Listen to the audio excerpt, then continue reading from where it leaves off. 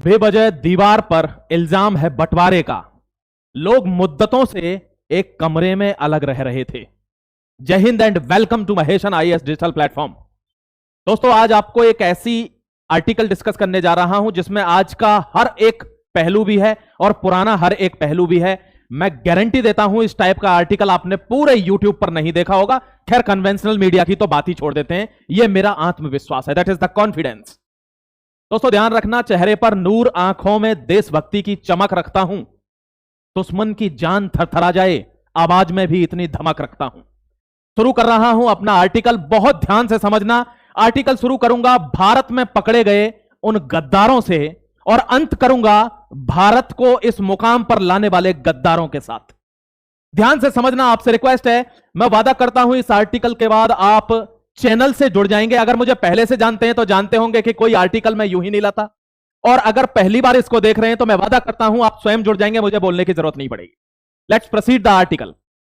आपको दिखा रहा हूं यह मैप है और एक ही दरार बनी हुई है हिंदुस्तान पाकिस्तान में। आपसे पूछूंगा दोस्तों, इंडिया पाकिस्तान का बंटवारा हुआ था, किस बिना पर हुआ था?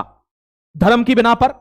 इस बात से आप नकार नहीं सकते। नीचे कमेंट सेक्शन में लिखकर बताना कि हां सर आप सही कह रहे हैं, धर्म के नाम पर बटा था, क्योंकि दो समुदाय एक साथ नहीं रह पा रहे थे। साफ साफ उन्होंने मना कर दिया था। जब दो समुदाय एक साथ नहीं रह पा रहे थे, फिर भी दूसरे समुदाय को यहां रखा गया, उनको भाईचारा, भाई प्रेम से यहां रखा गया, हर चीज उनके मुताबिक रही, हर चीज में उनको सपोर्ट किया गया। दोस्तों, यह बंटवारे की तस्वीर है, आप देख सकते हैं। लेकिन अब मैं शुरू कर रहा हूं आज की घटना जो 2 दिन पहले हुई है। अब यहां से शुरू करूंगा। 2 लड़के, दोनों के नाम अदनान हैं।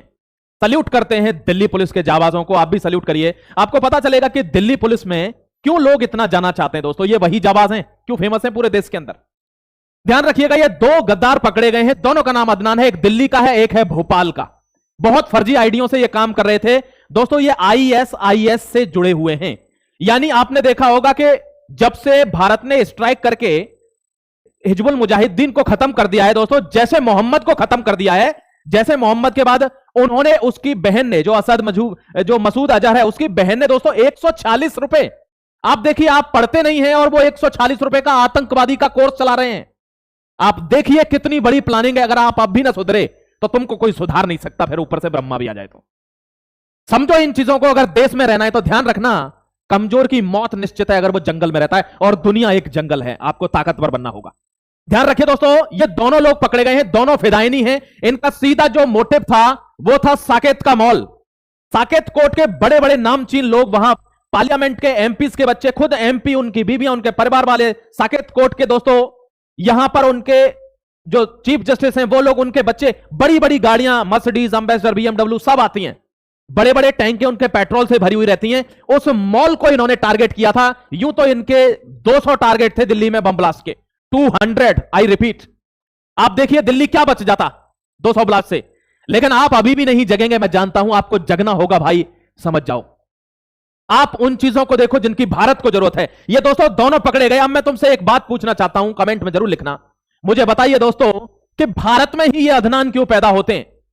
ये अमेरिका में, रूस में, चाइना में, या कोई भी देश, इतनी बड़ी दुनिया है, ये वहां पैदा नहीं होते। ये यहीं पे रहते हैं और यहीं पैदा होते हैं। क्यों? कभी सोचा आपने?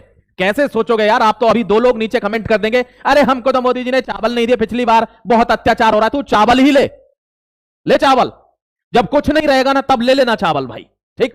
देखो दोस्तों, दुनिया की बात कर रहा हूं आपसे। ये चाइना है, रशिया है, India, Nepal, Bangladesh, Bhutan, Burma, Laos, Thailand, Cambodia, Malaysia, Indonesia, कहां नहीं है? ये सब जगह है। लेकिन अदनान नहीं वहां पैदा होता। वो कहां पैदा होता है? भारत में। अब आपको सबूत दूंगा कि वो भारत में क्यों पैदा होता है, क्यों उसको भारत में सह मिलती है, क्यों उसके मंसूबे भारत में पनपते हैं। लेकिन दिल्ली पुलिस के जाबाज उनसे ज्यादा खतरनाक हैं। जैसे ही नेवला, दोस्तों, सांप ने फन उठाया, नेवले की तरह दिल्ली पुलिस ने वहीं के वहीं दबोच लिया। हमारे जाबाजों को सल्यूट करना चाहिए। आपको ध्यान रखना मेरे दोस्त, यहां मैं आपको दिखाने जा रहा हूं एक एक सबूत। बहुत ध्यान से देखना, बहुत इंपॉर्टेंट आर्टिकल है मेरे दोस्त, नहीं मिलेगा आपको यूट्यूब पे, मैं गारंटी दे रहा हूं। देखिए, लॉर्ड मैकाले, क्यों नहीं ये खत्म हुआ? क्योंकि आज भी हमारी शिक्षा पद्धति चेंज नहीं हुई। हम आजाद हो गए, लेकिन वही पुराने ख्यालातों में, वही पुरानी, आज भी हम मानसिकता से आज भी गुलाम है। मैकाले की शिक्षा पद्धति चेंज नहीं हो रही है, वही ढर्रा चल रहा है, वही सब कुछ चल रहा है। हम अपनी भाषाओं को नहीं पहचानते हम अभी। दोस्तों, कोई कभी भी कोई क्रॉस चेक नहीं हुआ। जैसे लोग डीएम वगैरह स्कूलों में जाते हैं, चेक करते हैं, लेकिन कोई भी यहां नहीं जाता, यहां चेक नहीं करता, यहां देखते नहीं है कि ये क्या पढ़ रहे हैं। क्या ये असलियत में देवबंदी हैं? क्या ये असलियत में अपनी मजहबी चीजें पढ़ रहे हैं या ये कुछ और ही पढ़ रहे हैं? कोई चेकिंग नहीं होती। क्यों? चेकिंग होगी तो दंगा हो जाएगा। दंगे से डरने वाले को कभी चेकिंग नहीं होगी। ध्यान रखना दोस्तों, जो डरता है ना, ये इतिहास गवाह है कि वो मरता है। अगर आप शेर बन के मरेंगे तो वो मौत भी आपकी क्या, आपका जश्न बन जाएगी। ध्यान रखना। यहां देखिए दोस्तों, देश तो आजाद हो गया और मजहब के नाम पर देश बटा था, लेकिन मजहब नहीं गए। वक्फ बोर्ड ने 40 लाख एकड़ से ज्यादा जमीन जब्त करी हुई है, आज भी उसके पास है, आज भी उसके नियम चलते हैं, उनके धर्म के नियम चलते। क्यों? जब मजहब के नाम पर देश बंटवारा हो गया, एक उसी मजहब का देश बन गया। आपको अपना मजहब अगर सेफ रखना है तो फिर वहां जाएं, लेकिन आपको एक कानून के नीचे रहना है। पूरा देश एक कानून के नीचे, यूनिफॉर्म सिविल कोड, उसकी बात नहीं होती है। क्यों? क्योंकि ये चेंज ही नहीं हुए। आज भी जो जड़ों में दीमक लगी थी वो आज भी लगी है, इसलिए पैदा होते हैं यहां पर कौन? यही लोग। दोस्तों, दिल्ली में वक्फ बोर्ड की कितनी जमीन है? 40 लाख एकड़ से ज्यादा जमीन है। ध्यान रखना, छोटी सी बात पर मामला कोर्ट में पहुंच जाता, और कोर्ट की हकीकत तो आपको शायद पता होगी, मैं जानता हूं। यहां देखिए, यह कभी भी नहीं बदला, कॉलेजियम सिस्टम कभी बदला नहीं। आज भी वही रैम्पेंट नेपोटिज्म, उसका बच्चा, बच्चे का बच्चा, बच्चे का फूफा, वही बनते चले जा रहे हैं। यहां पर सरकार लाई थी दोस्तों national judicial appointment commission, NJAC, उसको नल एंड वॉइड दे दिया जुडिशरी ने। और वो क्या कहती है, अभी आपने देखा होगा मंदिर के बारे में क्या कहती, तुम्हारे भगवान की गर्दन कट गई है, तुम जाके खुद उसको सही करवाओ ना, भगवान में इतनी पावर नहीं है क्या? यही बात दूसरे मजहब के लिए बोलकर देख लो, खाल खिंच जाएगी, भले ही भारत में रहते हो, क्योंकि डरते हो, आपको डराया जाता है। ध्यान रखना दोस्तों, ये कभी भी चेंज नहीं हुआ। यहां अगर कोई छोटी सी इसके बारे में कभी बात नहीं हुई, यूनिफॉर्म सिविल कोड के बारे में, अगर कोई भी दंगा होता है, फसाद होता है, कुछ भी होता है, सब पर समान कानून लागू होगा, कोई धर्म की आड़ नहीं ले पाएगा, यह लागू होना चाहिए। लेकिन नहीं, इस पर लागू होते तो सीएए एनआरसी पर क्या दंगे हो जाते हैं। भारत में क्या हो जाता है? प्रोटेस्ट हो जाता है। और जब प्रोटेस्ट किसी पर रोकते नहीं है तो फिर यह व्यक्ति निकल कर आता है कि मैं रोक दूंगा, मुझे बताइए। तो दोस्तों कौन आ जाते हैं? ये आ जाते हैं ह्यूमन राइट्स कमीशन वाले। ह्यूमन राइट्स कमीशन वाले, ध्यान रखना, बार बार फिर दोहरा देता हूं, कई लोगों ने दोहराया है, ह्यूमन राइट्स, मानव अधिकार मानवों के लिए होता है, दानवों के लिए नहीं। जो 200 ब्लास्ट दिल्ली के अंदर पूरी की पूरी रणनीति बनाकर बैठा है, जो डेजिग्नेटेड जगह पर ब्लास्ट के लिए बैठा हुआ है, आप उसके लिए ह्यूमन राइट की बात करते हो? यही नंगा नाच नाचा था अपने अफजल गुरु के टाइम पर, वो दुर्दांत जो भारत की पार्लियामेंट को उड़ा रहा था उनके सारे एमपीज के साथ, और उसके लिए नारे लगते हैं, अफजल हम शर्मिंदा है, तेरे कातिल जिंदा है, खोद के गाड़ देना चाहिए जमीन के अंदर। लेकिन नहीं, उनको सह दी गई। क्यों? क्योंकि यहां पर ये है ना ह्यूमन राइट्स, और इसके बचावकर्ता कौन है? ये रे। क्यों है ये बचावकर्ता? क्योंकि ये भी उन्हीं में से हैं, मेरिट के आधार पर नहीं है, कॉलेजियम है, मेरे फूफा का लड़का, मेरे चाचा का लड़का। दोस्तों, इस आदमी को फिर भी नहीं दबा पाए, जहां निर्णय होना वहां तो होगा, देख लिया जाएगा जो होगा वो। यहां मैं आगे आता हूं, आपने देखा होगा ये जो दुर्दांत पकड़े गए ना, ये दोनों अदनान, दोस्तों ये कैसे हैं? ये फिदायनी है। ध्यान रखना, फिदायनी कौन होता है? अपने अंदर बम बांधकर जाना है और फट जाना है, और 200 400 600 की भीड़ को लेकर मर जाना है, मातम करना है, पूरे विश्व में जाना चाहिए आवाज कि भारत सुरक्षित नहीं है, यहां पर कोई कंपनी नहीं आनी चाहिए, यहां पर लौट के मत आओ, ये सुरक्षा नहीं है, यहां पर तो बहुत डर का माहौल है, कभी भी आतंकवादी फट सकता है। बेटा, इतना कमजोर नहीं है भारत, ये बदल चुका है भारत।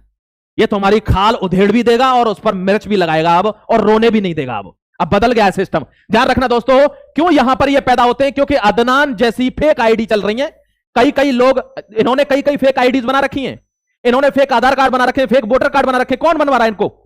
कोई तो बनवा रहा होगा। अब इसके खिलाफ कोई कानून नहीं है, कानून अगर बना दिया इसके खिलाफ तो मानवाधिकारों का हनन हो जाएगा।